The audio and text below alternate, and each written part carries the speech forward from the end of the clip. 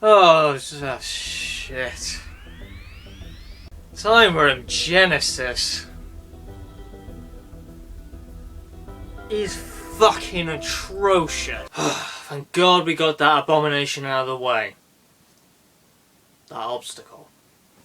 Hopefully, from Time Room Exodus to the Pit and 8 Doctors to CNI, that problem won't occur again. It probably will, knowing this range, but let's get some good ones coming. This.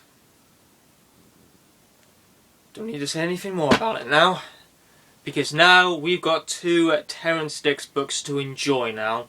We've gone past the obstacle.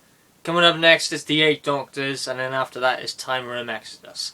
By one of my heroes, Terrance Dicks. He did the War Games. So many classics by him. Horror Fan Rock. He is one great writer. And now we're starting with the EDA range now. With the 8 Doctors. Can it share the same story as Time Room Genesis? Well, just hear this. This is what a reviewer had to say.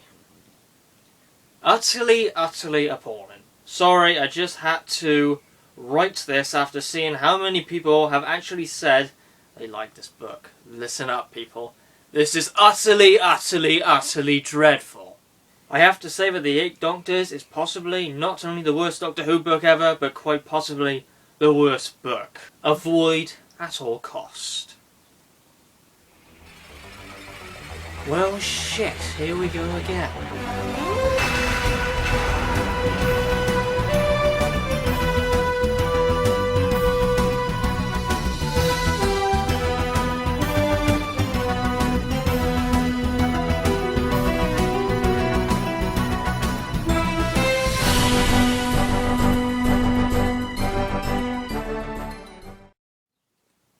Yes, hello and welcome YouTubers and Doctor Who fanatics to another video on TG Productions and the second episode of the Ultimate Book Marathon. Now we're beginning the EDA range, the 8th Doctor Adventures, with the 8 Doctors, written by Terrance Dicks. So yeah, the beginning of the Virgin New Adventures, it was, as I called it, the damn squid. It was, quite frankly, rubbish in my opinion, but I was surprised, but quite happy to see actually how people viewed Time Room Genesis. Again, very split opinions in the comments as well. Some people just absolutely dread it like me. Some people consider it average, just an average book really. There's far worse ones than Time Room Genesis. And just remember, this is only the beginning. Of course, there's probably going to be ones even worse than Time Room Genesis. Can count on that. Some people like it and give it something like an 8 out of 10. Splits the crowd, Time Room Genesis, and for the second time, even though it's only the second episode, we're to another Doctor Who book, which again splits the crowd with the fans. Between the two, with Time Room Genesis and the 8 Doctors, Time Room Genesis is more hated, has more controversy around that book, definitely. But I was quite surprised to see some of the views and opinions on the 8 Doctors. That review I read in like the beginning segment of the video, that was just 2 hated reviews just put together. Just check on Amazon, those reviews are actually there. Some people hate the book and someone said that it's the worst book they've ever read. No, I didn't read these reviews before I read the book. I read these reviews after I read the book just to see the whole standby. I knew it was very divided. Some people actually hate the book's guts, and I was shocked to see that actually. I, on the other hand, even though I knew some people didn't like it, maybe not on to that extent, and I think like one of the reviews is just being really just over the top of it all, saying it's the worst book of all time. But overall, I was looking forward to this one. I was being optimistic after Time Room Genesis, even though I knew that some people don't like the 8 Doctors. I still said to myself, this is not going to be worse than Time Room Genesis. It's no way on earth that will happen. I love Terrance Dicks' writing. I knew what I was going to get out of this book, well, hoping anyway. I was looking on the good side of this one. Same with Time Room Exodus. I was even looking forward to Time Room Exodus even more than this one. And the reasons why is pretty obvious. I did say in my Time Room Genesis review that Both books are very mixed, but for different reasons, really. With Time Rhythm Genesis, it's probably just all the over-the-top sexual references and all that. The author's incompetence by getting it out, it was definitely rushed just to get the first original Doctor Who book. The Eight Doctors, however, it seems like some people just don't accept what it's going for. They just don't like it. Which again, some people say that Vampire Science is the book to actually start off the EDA range, and not the Eight Doctors. So hated and diversified for different reasons. Like I just said, one is with Time Rhythm Genesis, but this one, they seem to not accept what it's trying to go for. But yeah, definitely I knew that this one would be better standing than Time Rhythm Genesis, and it wouldn't need to take much to even beat Time Rhythm Genesis, because with the in-depth analysis, that only got 22 out of a possible 120, which is frankly terrible, that is. It's goddamn awful. So I said, yeah, the Eight Doctors is no way gonna get lower than that. I think it was gonna get quite a high score and start the EDAs on a very strong note. When I first started this series and looked both at Genesis and the Eight Doctors, I called Time Rhythm Genesis an obstacle, really. This one just looked more fascinating, more entertaining, more fun, and this wonderful trip down memory lane, down the classic Who memory lane.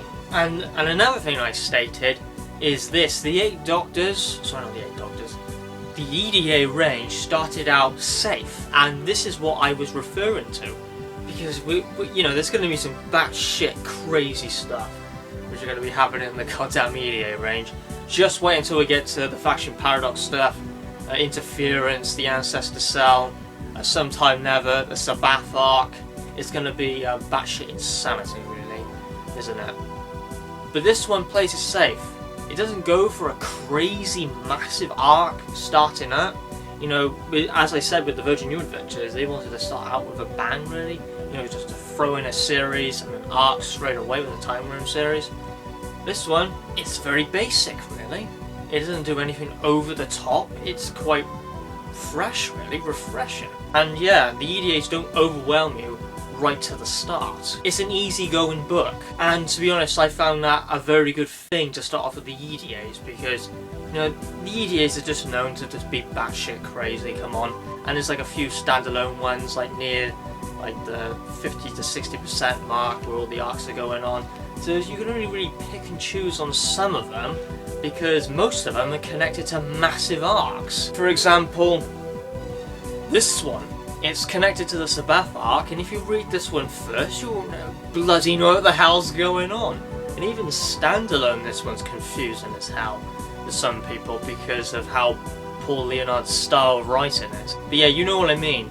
You can't really just jump to any book you like. The EDAs don't work like that because of the really complex and convoluted, onerous arcs, we should say, because definitely it would be so difficult to get through these. Yeah, we're only by the beginning with the EDAs at this point in time now, and it's a long mile from stuff like this. But yeah, for the crazy batshit stuff of the EDA range, that was sort of started by Interference, really.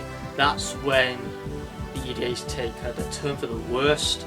Not really like story content, but just trying to connect with the arcs. The Virgin New Adventures are a little more calmer on that stuff. That doesn't mean they had inconsistencies, because they did with the range, but the arcs are definitely a big fault in the EDA range, and very hard to invest in because they're just so convoluted. I haven't personally experienced them myself just yet, but you can definitely tell that they're convoluted. But yeah, back to the Eight Doctors. I think another reason why some were disappointed, underwhelmed by the Eight Doctors is that they were expecting a big story, like, you know, all Eight Doctors teaming together to battle a massive foe, an entity, or whatever. That's probably what they were expecting out of the Eight Doctors, but no, it's not that. It's just easy read. That's what it is. It's a very easy read, and I found that very refreshing, really. And it's like easy going, just taking easy steps until we get to the arc. So it starts really slowly, then Vampire Science to kick in, and then do some big character characterization and character development for Sam, who is introduced in this book. It's really a teaser, really. So, you know, that's how it's going. Just baby steps, and you goes all fucking crazy near the arcs. But yeah, I do like how the EDA started out and worked. They just went like that, really, baby steps. You know, they fucked it up like the arcs, but I like the startup. I like how it looks like. I like the look at the start of the EDA range. It looks good. Vampire Science, again, doing deep character development for Sam, definitely looks like it. And then and some nice standalone stories with the Body Snatchers, and then quite a complex one with Genocide. And then starting the beginning of the arcs, seems very of a strong story, being Alien Bodies. So I was pretty optimistic with the start of the EDA range, not so much when we go to the arcs, as I've stated, but I was happy about it. Again, very tough decision because I love the look of the Cat's Cradle trilogy, especially a Warhead. Time's Crucible looks good as well because it is the prequel, or the setup story really, to Lone Bow. There's a lot of foreshadowing in that book. This is by the same writer, Mark Platt. Revelation are brilliant as well, so, you know, tough call to see which one turns out best at the start. The Virgin New Adventures hit a low at the start, which was expected. See if the BBC EDAs follow the same path or not. So yes, let's begin my review of the beginning of the EDA range, The Eight Doctors by Terrance Dicks.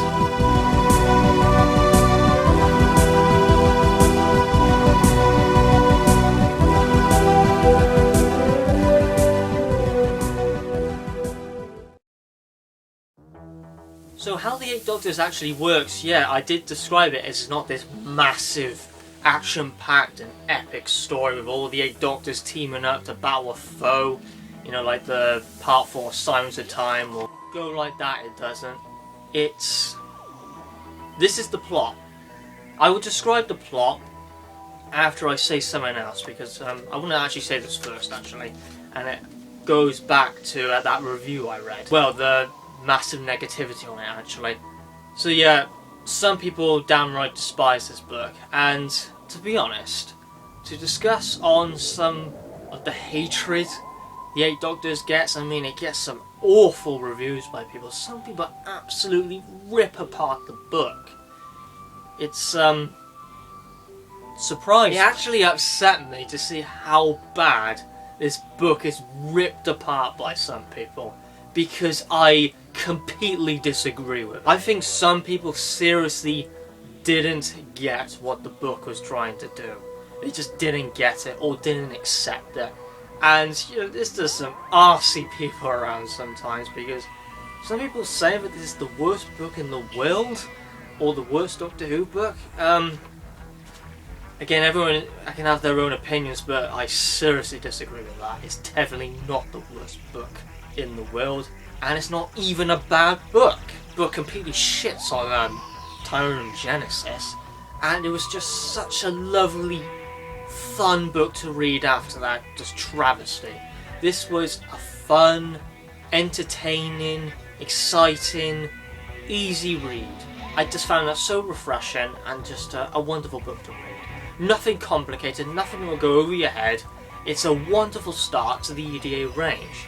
And I knew this would happen, really. I didn't think I would not like it. Of course it's got problems, which I'll discuss in the book. It's not perfect, but it's a damn good book. It seems that some people just don't get what it's trying to go for, they don't accept what it's trying to go for, or but they just think too much of the book when they first get into it. They think it's been this massive, epic story. And then they get disappointed when they read the book. Yeah, don't overhype on something. Never do that, really, because you'll be disappointed. I wasn't, because I wasn't going into it like that. I wasn't, because I knew what I was expecting. I mean, the bio puts the story quite well, it does. And I like the sound of it, I did. It sounded like a brilliant trip down memory lane. And that is a wonderful start to a book range, that is, to the EDAs. I thought that was fantastic. A lovely trip down memory lane, not just throwing you in this massive arc at the start. Just something calm and relaxing to read, and fun and entertaining. That's a brilliant start to a series, I think. Not going crazy at the start. I know some people do, like Silence of Time. with Big Finish, where they wanted to give you a bang at the start. Didn't really quite work in their favour. When they do that, sometimes it just falls right on their face, it does. The Eight Doctors didn't do that. It started just on a calm book, nothing crazy, and to be honest, it worked for me. It doesn't work for some people because they expect a bang at the start, essentially. But not going crazy, not doing complex or technical writing or anything like that. Just a fun, easy book to read. I think that's a good way to start a series, personally. So this is the plot of the story, and again, very easy to digest, very easy to take in, very investing. You know how the story is going to work, but it does throw you some nice moments and some twists to keep the story moving. Sometimes it's like backed up by its continuity to drive the story, not like on the level of Craig Hinton, where that's pretty much his writing style. But yeah, it's got some fantastic continuity in there. The references are fantastic. It's a lot better than bloody Time Room Genesis. Some of them weren't that well good or referenced, and some of them were completely incorrect because Ace references a story that she wasn't even bloody in.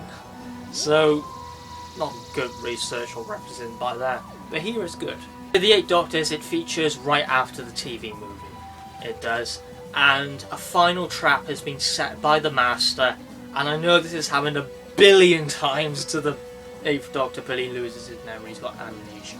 So he's lost all his memories, so what he has to do is collect all his memories to make himself whole again, but he has to meet each incarnation of his Doctors in his previous timeline. So he has to meet the first, second, third, fourth, fifth, sixth, and seventh Doctor, and he's got all his memories back again. So he needs to meet every Doctor to regain his memories. So we see a massive blast to the past, really. We go to familiar moments within the series, like An Unearthly Child, the War Games, the Daemons, the Sea Devils, State of Decay, Five Doctors, Trial of the Time Lord, and pre-movie for the Seventh Doctor. So that's for all the Doctors, really. So the Eighth Doctor has to collect his memories from his previous selves.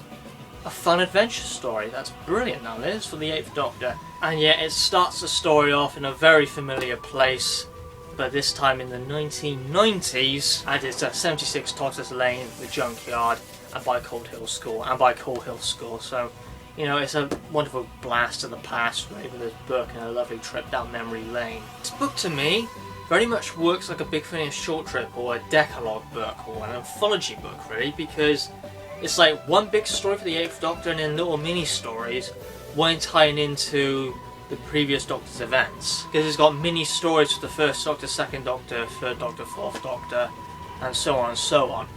Backtracking to, you know, some of the hatred it gets. I don't get it. I don't get it at all, really. You just don't get the style or the point of what this book is trying to do. Because I've never, like, enjoyed a book this much before. It's just highly enjoyable, highly investing. I haven't had that from a book in quite some time, really. It's very gripping, very investing, and easy to read. So yeah, in the prologue, the Master's final trap has been set, and the Doctor's been affected with amnesia. Now he has to go and find his previous selves to regain all his memories again. But he first lands, as I said, in a very familiar place with 76 Totter's Lane, 1990s, and we get some stuff at Cold Hill School as well. A nice blast to the past with the pilot episode of An Unearthly Child, 76 Totter's Lane. And yeah, we have what I really call a pre-introduction or a teaser to a companion who's going to be in the EDAs for quite some time, and that is a Sam. But yeah, my memory of Sam just completely faded. Just couldn't remember her character or what she is like. So, pretty much experiencing a new companion, really, to me, because I just completely forgot what she's like. And so it pretty much felt like a fresh companion to me. So some people maybe do complain, because I've seen it before, that Sam isn't introduced well. Well, here's my reply to this.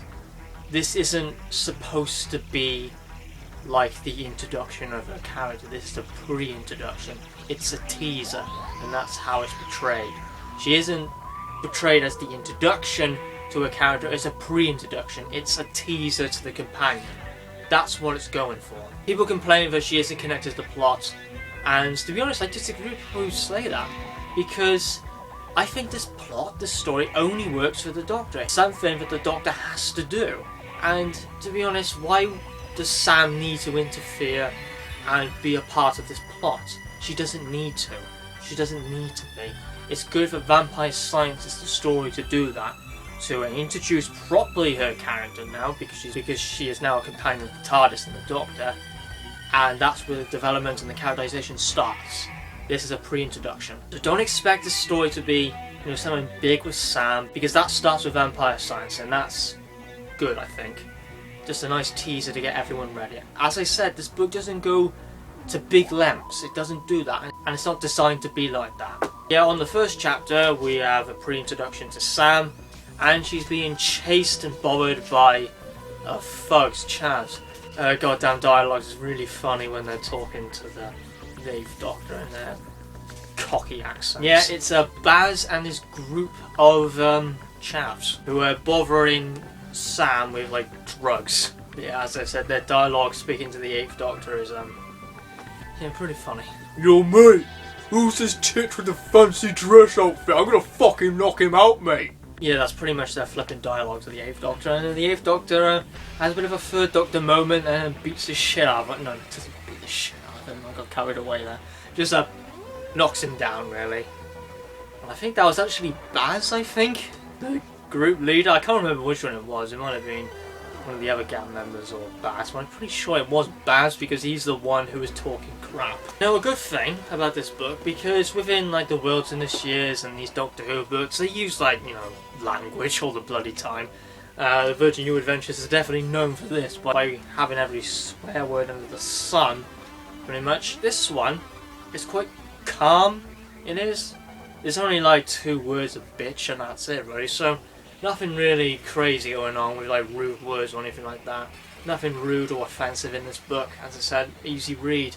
Nothing rude or bad, really. So that was quite refreshing. Yeah, going back to Sam, the actual game plan was for Kate Orman and Jonathan Blum were to be the ones that started the characterization and the character development of Sam. That's how it was planned to. And yeah, got some stuff to say about Vampire Science, but that's to another day, really, because we got some very, very interesting stuff with Vampire Science and what it went through, because Perfect Timing has some fantastic information supplied about Vampire Science. The original prologue was completely changed, chapter 1 was changed, and something else as well, but it didn't happen because of copyright problems and licensing and all that. So Vampire Science has quite a story behind it, really, but we're not on Vampire Science just yet. But a lot of things were on Vampire Science. It was a tricky book to pull off. Yeah, before we get into the journey with the 8th Doctor, meeting all his previous incarnations and all that, it does have this mini little story set in the 1990s, by Coal Hill School and in London and whatnot, when the 8th Doctor, defended himself from Baz, and then Baz completely embarrassed himself. The 8th Doctor picked up a bag of drugs, and then the police thought that he was a druggie and then sent him to the station. And then Baz, wants to get back his stuff ready because the police actually confiscated it, so then he raids the police, he gets all these people involved, pay them up, and then raid the police station and all that. And the Doctor makes a hefty escape from that. And then he goes back to his TARDIS to start his journey of meeting his previous incarnations to get his memories back. The 8th Doctor and Sam do quite briefly interact, but nothing so far major. But an okay start, really. Just gonna check in the book right now to see how long it lasts. I think it's only about 2 chapters, really. And the chapters aren't that long, so it's not very of a long chapter. Yeah, it lasts about 31 pages. It's not long at all. Just a nice little introduction, really, just to get a taste and a tease of Sam, to play a companion in this range. The start of the story, brief interactions between Sam and the 8th Doctor, and then begin the story. So now, with this review, I'm going to have to do a little bit different. And yeah, this review is going to be structured a little bit different than the other ones. I'm not really going to do a character section because I'm pretty much going to do that in each part. So this is how it's going to do. I'm going to cover the first Doctor story or section, and the second Doctor section, third Doctor section, fourth, sixth, seventh section, and that's how it's going to go. And I would discuss like the characters, how they're written within each section. So how the first Doctor was portrayed, the third Doctor portrayed, any supporting characters from these little sections. I'm going to cover them there. And in the next section, in the conclusion, well actually no, before the conclusion, I will rank each of the sections. I will see which one was my least favourite to my favourite. So this one's going to be done a little bit different. So I've already done the review opening, now I'm on to the in-depth review, which is going to be cut in individual sections. I've done the opening, now it's to the first to the 7th Doctor, then it's to the rankings of the stories or the sections essentially, and then to the conclusion. So it's going to work a little bit different. And as I said, the characters will be discussed in the individual sections. So we will go to the first Doctor section, taking place on an unearthly child.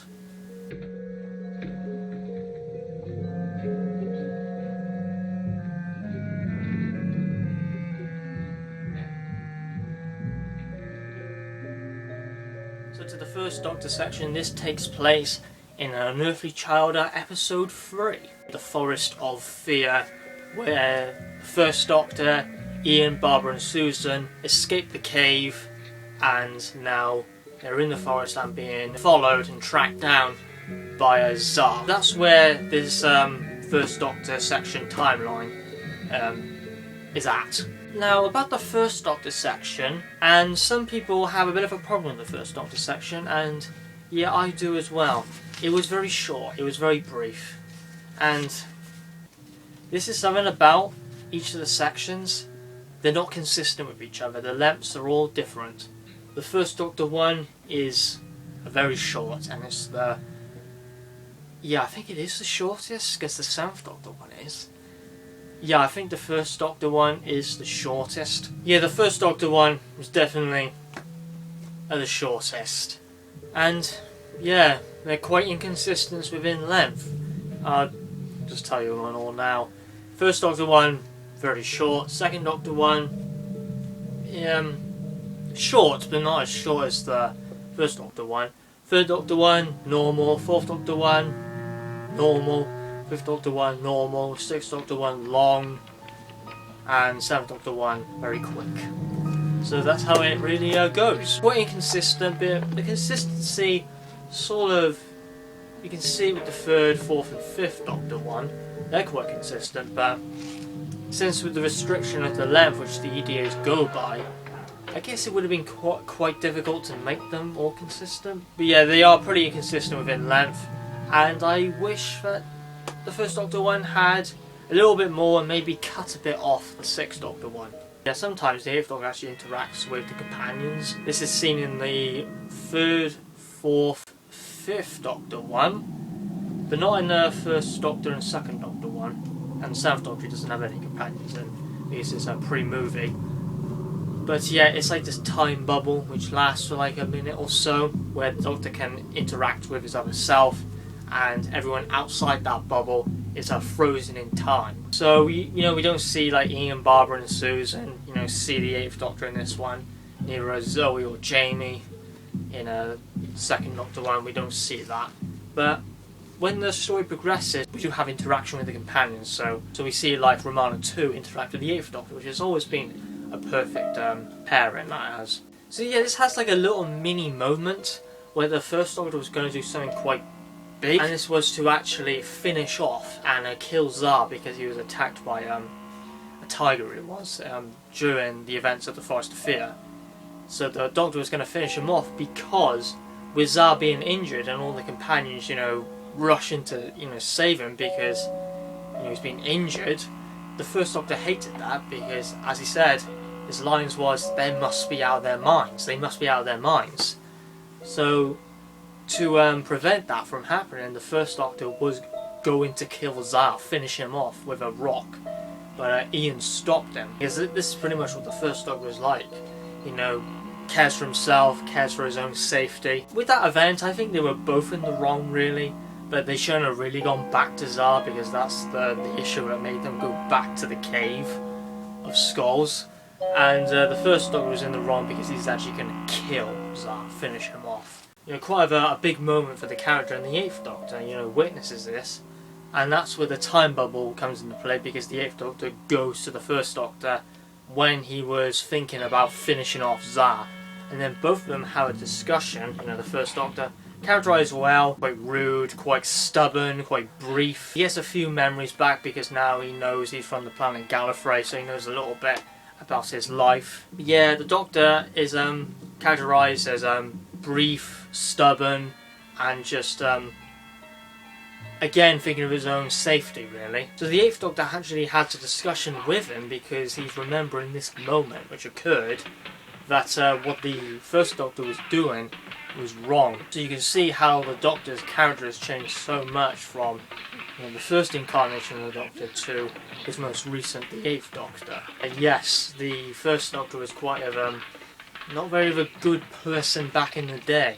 He did some horrible stuff, always wanted to get his own way. This is seen in Unearthly Child, it's seen in the Daleks, and it's seen in Edge of Destruction. That's where it stops now, and where all the companions then come together and have a good relationship. So that is explored a little bit during this section, which is quite good. Still wish there's a little bit more there though, just a little bit more. It's really done in a flash. It's good, but it would have been better if it was a little bit more stretched out. Now, maybe this is me hoping a bit too much within a book, but if I was writing this book as an example, I would do like some sort of what if scenario part of what if the Doctor actually killed Tsar. What would be the relationship with the first Doctor, Ian, Barbara and Susan? What would it be like then? I think if it had a what if scenario to it all, as like just a little chapter dedicated to itself, of what if the first Doctor killed Tsar, what would their relationship be like now? And would it have ever improved? I think that would have been good. Just got myself some good old stuff. Yeah, let's put these to one side. First time I'm unboxing stuff in a review. Yeah, I think the first Doctor one could have been explored a little bit more and had like this what if flashback scenario in it. That's how I would have personally done it. I thought that would have been very good and add some like expanded storytelling to that scene, because it might have changed the events a lot for the relationship of the characters back then. But oh well, it was short, it was nice, short and sweet. Could have been better though. No interaction with the characters, or something like characters, the companions. It's really just with the first Doctor and the 8th Doctor. The first Doctor says, you know, shoot off quickly, meet your other selves to get your memories back, stop bothering me essentially. I need to save myself and my companions and get to the TARDIS. So still, he was still thinking about getting rid of Tsar, because he was a potential threat. Not that to kill him, but to get to the TARDIS, because he was holding back the companions. Yeah, not a bad section. It's enjoyable. Could have been better. Could have had some expansion. And personally, what I would have done is to have a what if expansion to it, like a flashback scene, and or to describe the events of what happened after Unearthly Child, when that moment was actually committed and Ian didn't stop or didn't notice the first Doctor going to strike and kill Tsar. But yeah, then we have like a little scene at the end of that section, but the Time Lords are on the 8th Doctor. They don't know what the 8th Doctor is up to at this moment, but yes, they are going to track him down. And this is where one of the characters called Ryloth comes into play. And we can see that he has some sort of problem with the Doctor. So he becomes quite of a thing in the story. So to the second Doctor section, being the War Games, episode 9.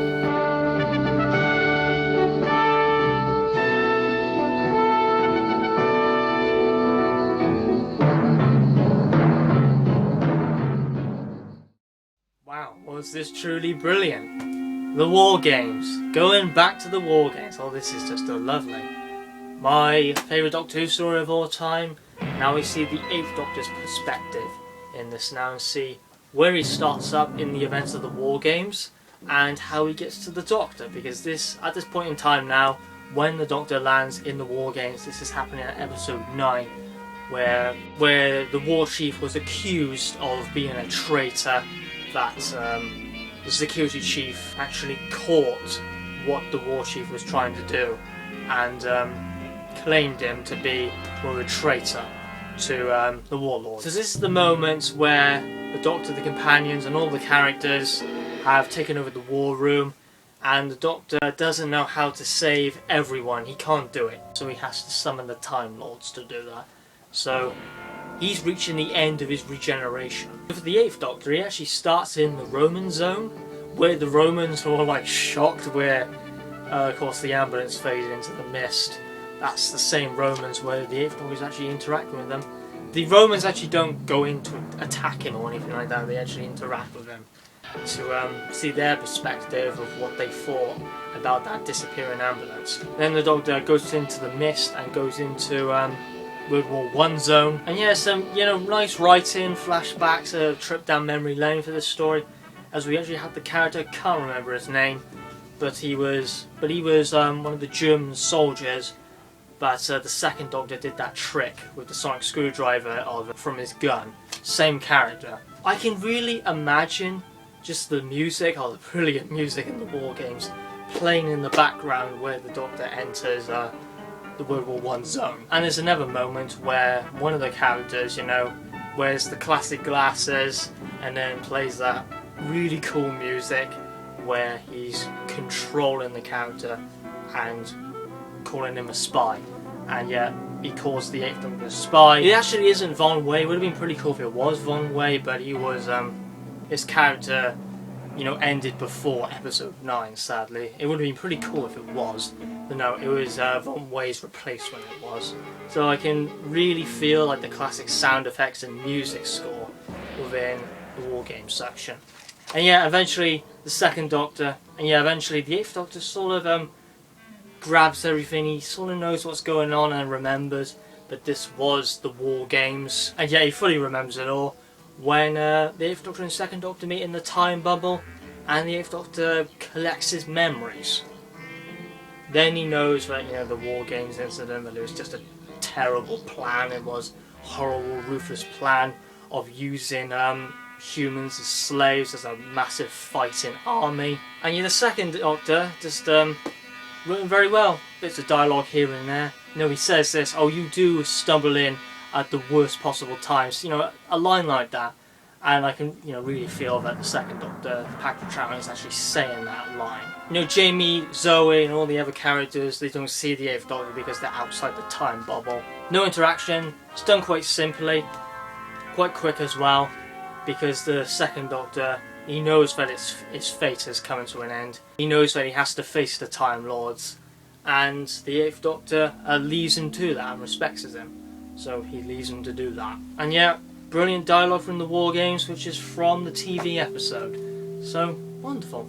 Yeah, I like the War Games section. I can really picture the music when the 8th Doctor is going through the War Games and the different zones. Feels great, it does. Marvellous. Again, quite quick, but I think maybe the length was... maybe it went too fast, maybe. Maybe because I was enjoying it that much, it just really went quick. So maybe the length was good. Still wish it was a little bit longer though, but still, very good. And yeah, I can very much picture a cliffhanger where that character, which is the German soldier, which I explained with the screw coming out of the gun, which was performed by the 2nd Doctor, he pulls a gun at the 8th Doctor's head. Feels like a very good cliffhanger, that does as well. So yeah, 2nd Doctor one, good. So yeah, that was the 2nd Doctor one. So now to the 3rd Doctor one. The Sea Devils episode 7?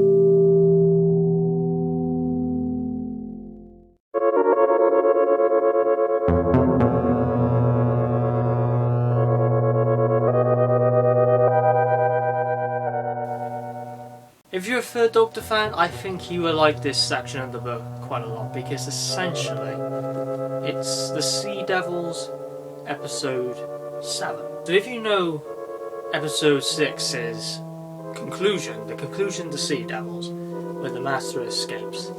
Well, this fills in the gap really of how he escapes back to his TARDIS, after the Sea Devils and before the mutants, really, where this little story takes place of the Master escaping and trying to go back to his TARDIS, which is actually at Devil's End, so yeah, nice continuity again, nice flashback and whatnot. You have this wonderful scene of the Master, you know, going to vehicles, trying to hypnotise the driver to take him to this destination to get past barricades and whatnot, you know, because the Brigadier has reported the Master's whereabouts, and a lot of people are after him now.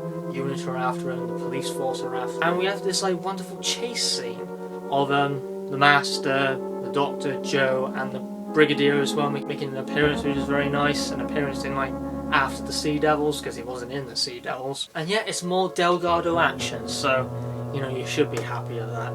And then they have like one final confrontation, and this was with like both the Third Doctor and the Eighth Doctor, and then the Master. You sort of get a little bit worried because, you know, another incarnation of the Doctor was there, and he didn't realise that. So it's a wonderful section. I don't really want to cover this one too much. I like for you to experience that section yourself, especially if you're a Third Doctor fan. You know, it feels like a great Earthbound chase anthology story, really, going to Devil's End where the TARDIS is at. Yeah, the Master, Roger Delgado, was characterised well. There was one line which I thought maybe he wouldn't really say that. I got that little moment, but overall he was characterised well. I felt that it was Roger Delgado. Yeah, the Eighth Doctor has nothing to do with that chase sequence and all like that. That's the Third Doctor, how it should be, really. So the Eighth Doctor doesn't really tie into the events of this chase story. So that's just the Third Doctor, and Unit and Brigadier. So yeah, Pertwee fans, Third Doctor fans will appreciate that. And yeah, the Third Doctor and the Eighth Doctor meet, and you know, quite brief and something quite near the end of their sequence where the Third Doctor is, you know, desperate to leave Earth, and he was very close because he knows that another incarnation is, well, here, and he could just take his TARDIS and leave. But to avoid all, you know, time interference and all that paradoxes, the Third Doctor knows he can't do that. Even though he wants to inside, he says he can't do it. So good interactions with the Third Doctor and Eighth Doctor, quite brief but works well. And as for the Brigadier and the characters, the companions interact with the Eighth Doctor. They don't know it's the Eighth Doctor, more of a colleague. Yeah, marvellous little section, this one. Flows very well, this one. Absolutely fantastic. Really enjoyed it. If you love good old Pertwee action, good old Earthbound stories, and this nice little chase story, should be good. Good interaction, good moments, nice little final showdown with the Master and the Doctor before he escapes again, because he sort of gets worried that there's another incarnation of the Doctor there. Very good. Marvellous. So yes, now to the Fourth Doctor one, which is the State of Decay.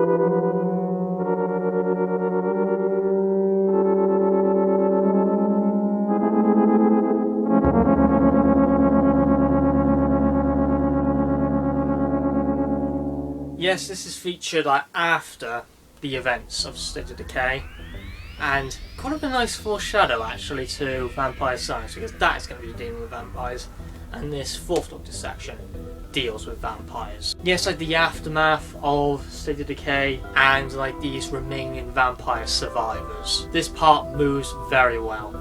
Quite gothic horror, good little story written here, and some people really do like this one. Some people find this one a little bit dry, I've seen, but some people like it a lot, and I definitely love this one a lot. Good old Fourth Doctor story this one is. Nice little anthology one. I would say a little bit longer than the Third Doctor one it felt, but still it felt perfect. The length felt perfect, the story was just fun, engaging, enjoyable, dealing with vampires. Romana is tricked by this servant, by this lovely, charming woman servant, to go to this house because someone's sick and needs medical attention. And yet Romana's tricked because the one who owns the household is a vampire by the name of Zahn, who is a very good, like, little supporting villain of this book. Yeah, Romana's tricked, and the Fourth Doctor has to go after her to save Romana. So yeah, the vampires are planning to rebuild themselves because, you know, they took a massive beating in State of Decay and they need to heal themselves. So they have kind of a good cunning plan that they want the Doctor and Romana to be the king and queen of the vampires. You know, they say that it's a very honourable thing, this is, but the reason why they're doing this because they're doing this to bring fear in their enemies. That, you know, the Doctor and Romana, they're known as vampire killers, but they defeated the vampires many times on quite a number of occasions. So to take them as the king and queen, they know that the vampires, they can be fully feared because now they've defeated and turned the Doctor and Romana to vampires. So now they can be truly feared, and no one will underestimate vampires. Because Time Lords, you know, they had a massive feud with the vampires, Time Lord and Vampire War, and I think that's explored in Vampire Science. Well, I hope it is. I'm not too sure, but I swear it is. I think the back bio says that the Time Lords and the vampires went through a massive war. So, looking forward to that. Yeah, the Fourth Doctor has quite a strong part in this story. Loads of dialogue, loads of interaction. It's great. But something happens to the Fourth Doctor. Don't really want to get into it because it'll spoil it. But that is where a lovely team up comes into play with the Eighth Doctor and Romana. They just work so well together. They do. They bounce off each other very well. Their interactions are great, and they're planning to get the Fourth Doctor back because something is happening with him. The character goes through quite a lot. The Fourth Doctor goes through quite a lot in this one. Quite some surprising stuff. Don't want to spoil it. Zahn, a good little supporting villain. The Fourth Doctor one is very fast paced, it's very moving, it's got a really good supporting villain in it. Dealing with vampires again, the aftermath of State of Decay. Yeah, K9 or Adric aren't in this part, it's just the Fourth Doctor and Romana. But yeah, I love the interaction with the Eighth Doctor and Romana.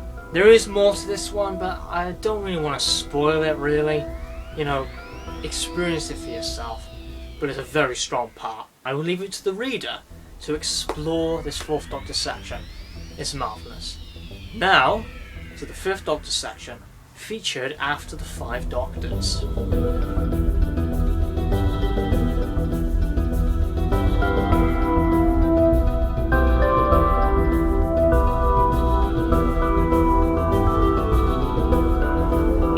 I didn't know what to expect from this one, really. But it's got some nice continuity references in there. Nice blasts to the past, to moments and events of classic Doctor Who. Especially to the Five Doctors. Yeah, it was quite a thrilling, action-packed and epic section, this one. And again, very good. Yeah, with the Time Lords coming into the plot with Ryloth, that is quite a big thing of the book now. Where Ryloth apparently has like this feud and problem with the Doctor and wants to finish him off.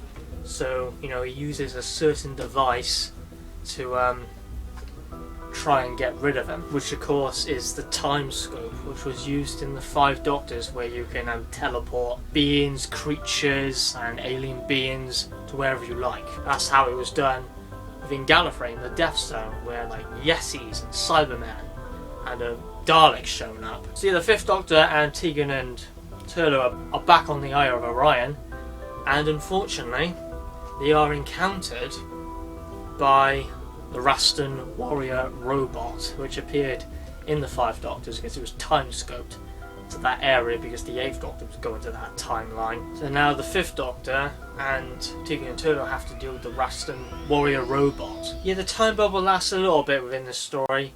So then the Eighth Doctor can grab his memories. But yeah, the companions actually are aware of the Eighth Doctor in this one, not just frozen in time. So that's good. So little interactions there, and some interactions with the Fifth Doctor and the Eighth Doctor. Nothing that really sparks, really, but good. You know, I preferred like the interactions with the Third Doctor a little bit more than the Fourth Doctor. But yeah, there were times where their interactions was quite funny when they're in a tense situation. You know, quite based into Siege when they're trapped in this building where the Rastan warrior robot's about, because if you move or make a sound, then the Rastan warrior robot will detect it. And yeah, Ryloth using the time scope sends even more monsters and whatnot, so we even have Sontarans coming into play. So yeah, the Doctor, well both the Doctors, sort of temporarily dealing with the Rastan warrior robot to pull it out of action because they found a way of confusing it a little bit. So temporarily like shut itself down or something like that. Then Sontaran's come into play, and there's a very good scene which definitely sparks back to the Five Doctors, where a Raston Warrior robot was completely annihilating a squad of Cybermen. Guess what it does now? Because it's only temporarily dealt with.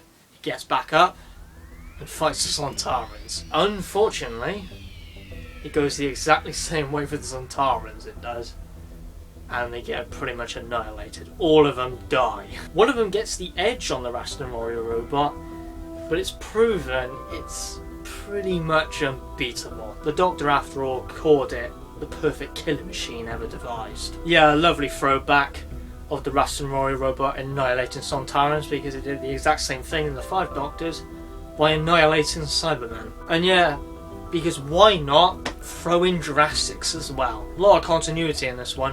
A lot of flashback into previous stories and events in this section. Really good. Very good segment yet again. I thought maybe it was me just not really being the biggest fan of the Fifth Doctor, but it was very good. Again, another highlight for me. Now to the Sixth Doctor, Trial of a Time Lord.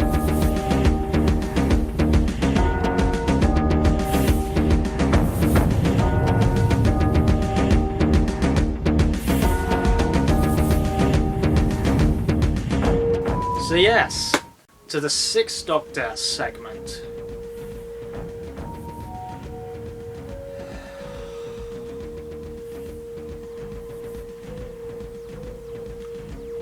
Holy crap, was it a drag. It wasn't good, this one. I didn't really like the Sixth Doctor one. Far too long. I think it was about like over 60 pages long, this section. It's definitely the longest section out of all of them. It's the Fourth Doctor one and Fifth Doctor one, probably like 40 pages. This one's like 60, over 60. Very long section.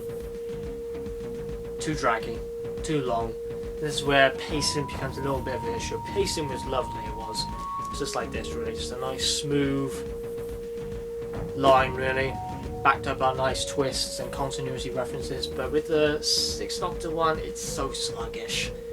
Really sluggish, and drive is diminished as well. I had a hard time enjoying this one because the drive is just gone.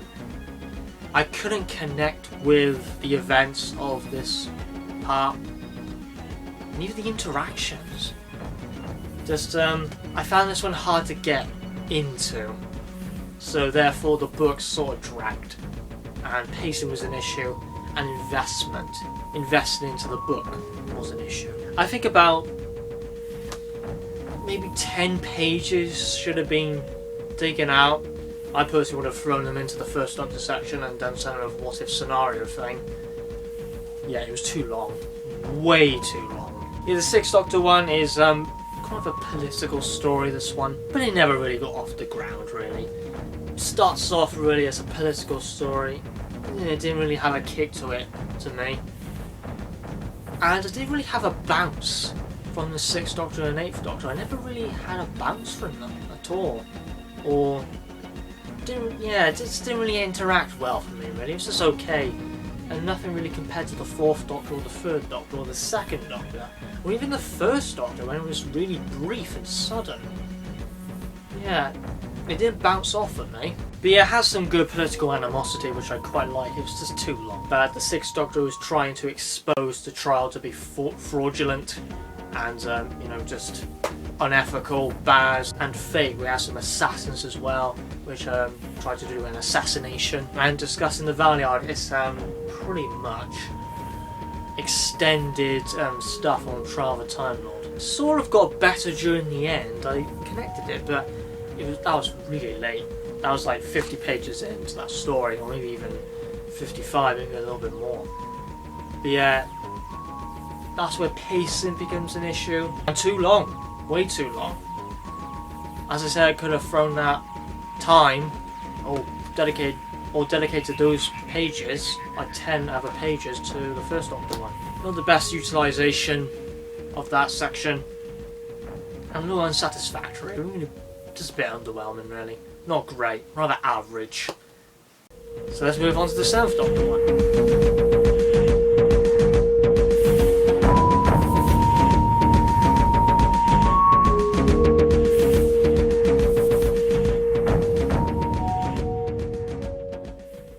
Yeah, the 7th Doctor one was a little bit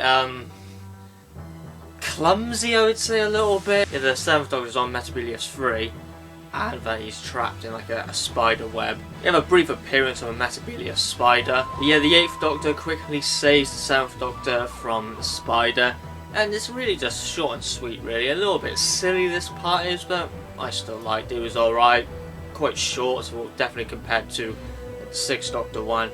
Maybe just the same length as the 1st Doctor one, I'm not too sure, maybe a little bit longer, but it felt very short, like one of the more shorter ones. Yeah, for the 7th Doctor, this takes place like, well, almost into the TV movie. After that scene, it moves straight into the TV movie, so it's pre-TV movie. You see the Doctor, he's acting all lonely, quite melancholic. The 7th Doctor wants to move on. Now, of course, the 8th Doctor can't warn about what happened to the 7th Doctor because his regeneration won't exist. So he says that his time is almost up, but of course he doesn't give the details, and the 7th Doctor refuses the details because he wants this regeneration to finish. He wants a fresh new body, he wants a fresh start. So some nice writing for the 7th Doctor there, and quite a nice lead up into the TV movie, quite a nice little twist as well, so, very good little part. Maybe not really any story injected into it, but more like a character development part for the Doctor, the 7th Doctor. He wanted to really move on, his spirits weren't high at all, acting very depressed and whatnot, and the 8th Doctor saying that his life will get better after this regeneration. And then after that we proceed to 76 Tortoise Lane again, about like a couple of minutes before the incident with Baz and whatnot, when they were trying to chase the Doctor into the TARDIS, but they failed. He comes back, a little bit more stuff around Baz, but that's not really important. Well, what's the important thing is that Sam is now a companion of the 8th Doctor. Get little moments where they bounce off each other very well, but of course Vampire Science is going to do the characterization for Sam, and maybe some very good character development as well. So, looking up to Vampire Science now. I hope Jonathan Blum and Kate Orman do a good one with Vampire Science. We have to find out in 2 weeks' time. Yeah, The 8 Doctors was a lot of fun, a very entertaining and easy Doctor Who book to read. Now, before I get into the rating and the conclusion to it all, let's do another section for this one, just for this review, and that is ranking all the individual Doctors' sections in this one. Do that one now. So we had 7 sections with this, with all like the 7th Doctors. I'm not going to do like the 8th Doctor section, which is like the start and the end. I'm not going to count that one as one, and also not the Gallifrey one as well, where this Gallifrey and Time Lord plot line just comes into the story, like with Ryloth, for example, who has this somewhat of a feud with the Doctor, and then someone else like behind the scenes and all that. Not going to discuss that, I'll leave that to the reader. I will rate and rank each of the sections in this book. So in last place, it is the 6th Doctor section. Pretty disappointing and quite jarring, and overall a very flat and boring section. It was overlong, very hard to invest in this one. I didn't really get any sort of character interaction bounce of the 6th Doctor and the 8th Doctor, and the 6th Doctor at the end of the section just leaves rather abruptly. That sort of works for the 6th Doctor's character, being rather brash, stubborn and whatnot, like the 1st Doctor a little bit, so it makes just a rather abrupt exit for the 6th Doctor. Good political animosity moments and like an assassination attempt and all that, but overall it was like over 60 pages, overlong, and very tedious to get through. 6th place is the 1st Doctor section. Overall enjoyable and had quite a nice event, but it could have been explored a little bit more with the 1st Doctor. I personally would add a what if scenario flashback scene into that, maybe like an extra 10 pages to see the what if of the Doctor killing Zar with that rock, and see how the relationship would be with the companions then if the Doctor did do that crime. I think that would have made the section have a lot more of a kick to it. But sadly not. I forgot to rate the 6th Doctor section. It was a 5 out of 10 for the 6th Doctor section, and the 1st Doctor section a 6 out of 10 because I did enjoy it, but just flied by too quickly it did, and it needed some expansion. And the what if scenario is what expansion I would give it, and then just chop a bit off the 6th Doctor section and add it in the 1st Doctor one. So that's number 6. Number 5 is the 7th Doctor section. It was pretty silly and clumsy with the plot of like the Doctor trapped on Meteorius 3 with a spider and a cobweb.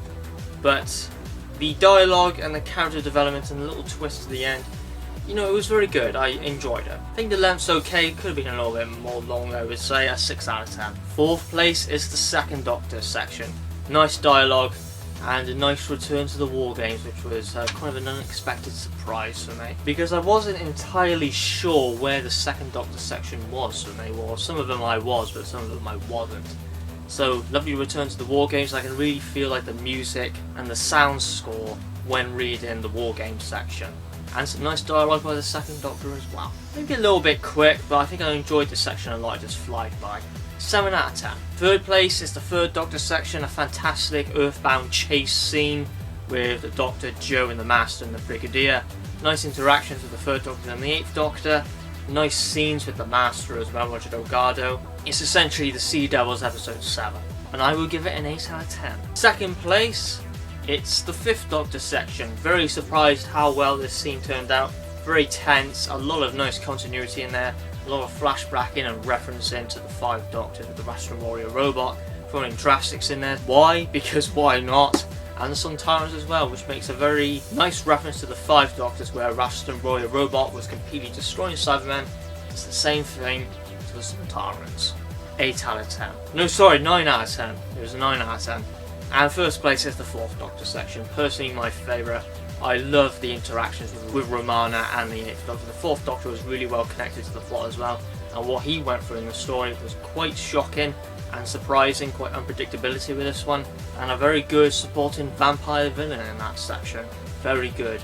9 out of 10, which gives like an overall score of 51 and a 70 for all the anthology sections. So now to the conclusion and the rating of the 8 Doctors.